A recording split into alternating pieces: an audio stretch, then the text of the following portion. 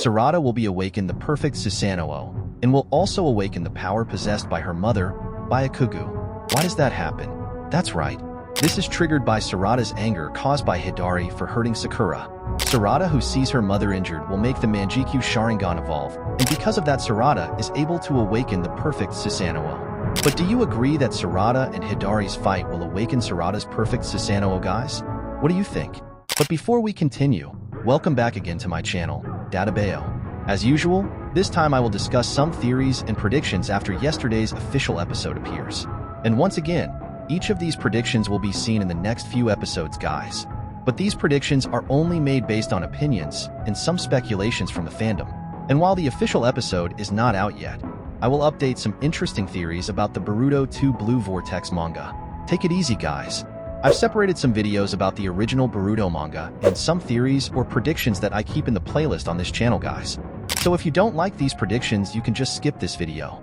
So enjoy.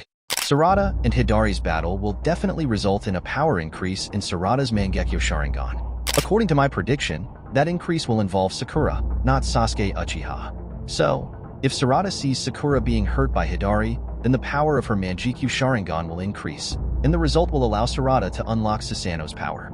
Now we will soon see the fight between Sarada and Hidari.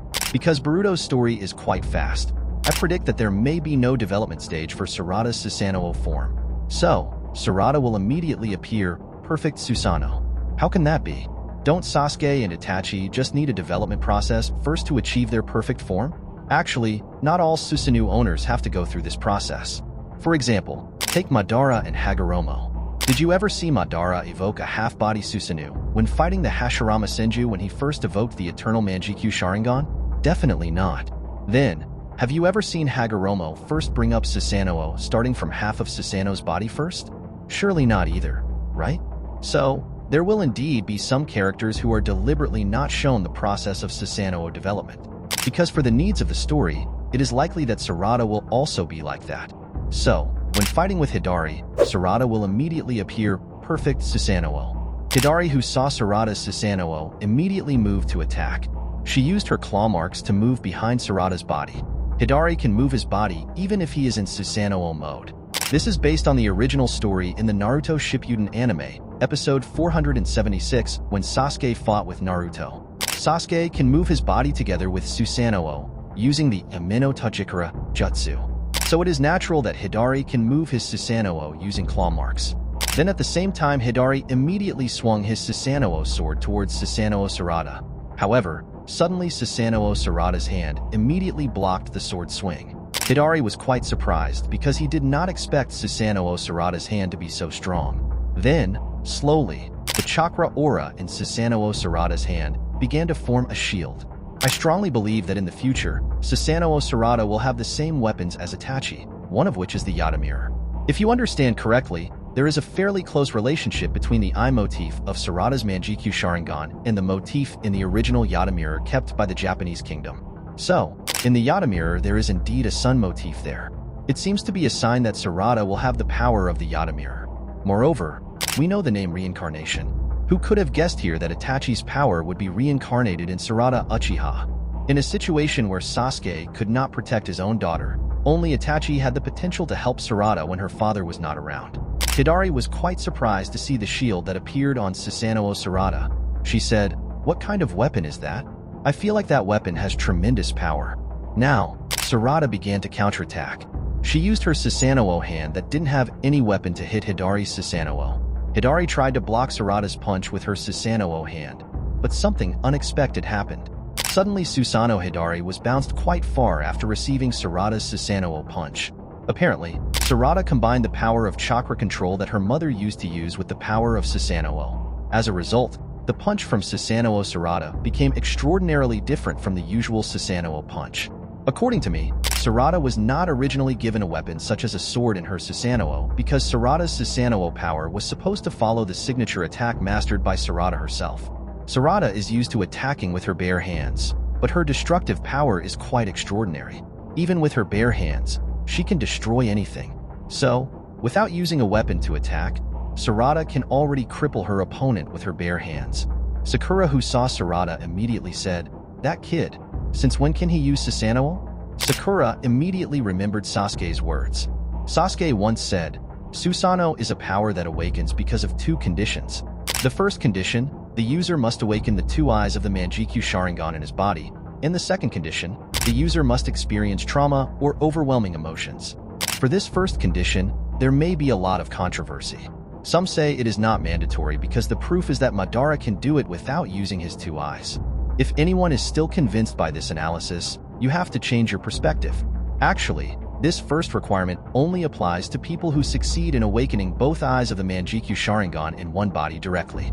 Madara had awakened both eyes of his eternal Mangekyou Sharingan from the beginning, so even if he was resurrected without having eyes, the chakra in his body could still manifest the form of Susanoo.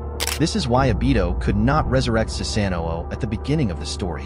Because Obito did not resurrect the two eyes of the Mangekyou Sharingan in one body, he instead resurrected the Mangekyou Sharingan in two bodies, in his own body and in Kakashi's body. Obito can only resurrect Susanoo after Obito dies, because when Obito dies, his chakra will be intact again, but he will no longer live on Earth, he will live in a different realm after death. However, it turns out that he still has a little time to bring up his chakra on Earth. This is why he can give his chakra to Kakashi within a certain time limit. Madara's case has actually been proven. When you look at Itachi's fight against Sasuke, when Itachi fought with Sasuke, Itachi's eyes did not show the Mangekyou Sharingan anymore, but he was still able to manifest the form of Susanoo to withstand Sasuke's current attack. This has proven that when someone has awakened two Mangekyou Sharingan eyes in one body, then even if he doesn't have Sharingan eyes, his body will still be able to use Susanoo. So how about it? Do you agree with what I said? Then the scene now switches to Sumire, who has arrived at Boruto's place. Previously, Sumire was asked by Sarada to protect Ida. When Sumire got there, she saw Boruto and Kawaki fighting with Jura. And now, Jura had called Shinju Bug and Matsuri to come help him. Sumire said, "Boruto, Kawaki, are you two okay? Where's Ida?" Boruto replied, "We're fine. Ida has taken refuge in a safer place. You better stay away from here, Sumire. He's no match for you." Sumire said, "I'm not leaving. I'll help you guys fight these Shinju." After that, the Shinju began to move. Matsuri immediately moved using her claw marks to near Sumire. Boruto, who saw Matsuri's movement, tried to help Sumire, but the Shinju Bug immediately came to attack Boruto, suddenly using his hand, which turned into a monster mouth. Kawaki immediately blocked the Shinju Bug attack with his sword. Meanwhile, Kawaki seemed unconcerned with the threat approaching Sumire. Instead, she tried to attack Jura. He shrank his body and instantly dispelled his presence, then appeared suddenly to thrust a black bar into Jura's body. This time, Jura looked more cautious. When Kawaki disappeared, Jura immediately used his black cube to move. Kawaki, who had reappeared, looked confused because Jura was no longer there. Jura said, "The same trick won't work on me anymore." Then, Matsuri came to attack Sumire using her transformed hand. However, Sumire managed to block Matsuri's attack with the kunai in her hand. After that, Sumire immediately summoned Nu to attack Matsuri. Matsuri immediately attacked Nu with her earth element, but Nu's power was now enormous. Matsuri's earth element jutsu would not be enough to withstand Nu's power. Finally, Nu continued to lunge at Matsuri to the point that Matsuri was forced to retreat using her claw marks. Matsuri said, "I can feel the tremendous chakra in that monster you have. It looks like that monster deserves to be eaten first." Sumire said, "I won't let you eat Nu." Sumire immediately used water bullet jutsu to attack Matsuri. Matsuri also used the same jutsu to block Sumire's attack. Nu tried to give a follow-up attack, but Matsuri immediately used her hands covered with earth elements to block Nu's attack. She immediately used her foot to kick Nu with all her might. Nu was instantly knocked back by the attack. Matsuri instantly changed places again using her claw marks, and she appeared in a place that Sumire couldn't predict. However, when Matsuri was about to hurt Sumire, suddenly an attack appeared towards Matsuri. Apparently, Mitsuki came to Sumire's aid. In the previous story, Mitsuki was heading to Ida's place after receiving a report from the Konoha sensor team. Incidentally, after arriving at Ida's place, Mitsuki saw Sumire in a state of distress. He immediately came to help Sumire. Mitsuki said, "Are you okay, class president?" Sumire said, "Yes, I'm fine." Mitsuki, "Thank you for helping me." Mitsuki said, "So these are the evolved Shinju." Matsuri said, "Here comes another bully. Really very troublesome. If so, well, I will finish you off one by one. Be prepared, you will I eat," said Matsuri.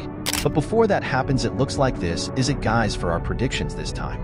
And maybe we will see this fight in the Boruto manga in the original chapter, which will probably be published in chapter 9, 10, or maybe so on.